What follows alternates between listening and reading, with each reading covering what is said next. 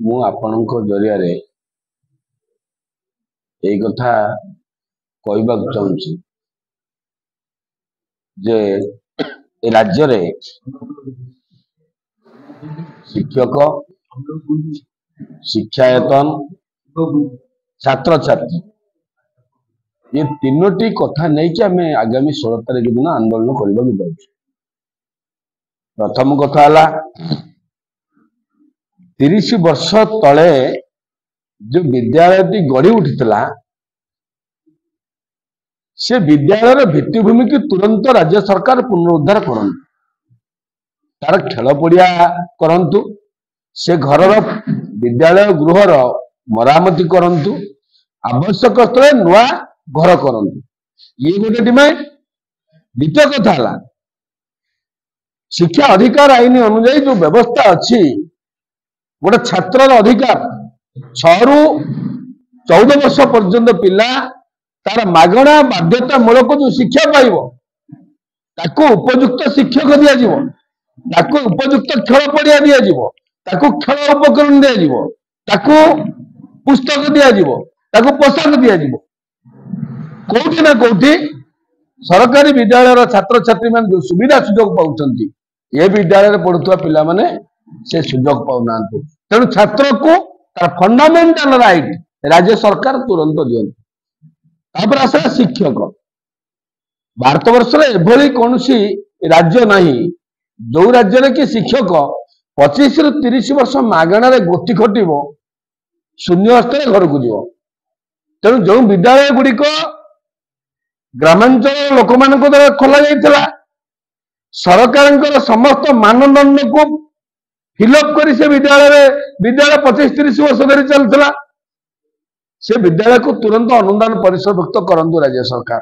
से शिक्षक मान को अवसर पर गोटे शिक्षक मर्यादा दिंतु, बंचार राह दिंतु।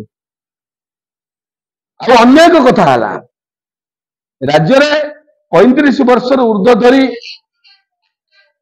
हाईस्कूल एमई स्कूल मद्रासा सांस्कृत 662 एम्प्लॉयज माने 30 वर्ष धरी राज्य में काम कला बेले 10-12 वर्ष मागणार खटिले ब्लॉक ग्रांट पाइले 40% यही भाव में ग्रांटिनेड पाइले।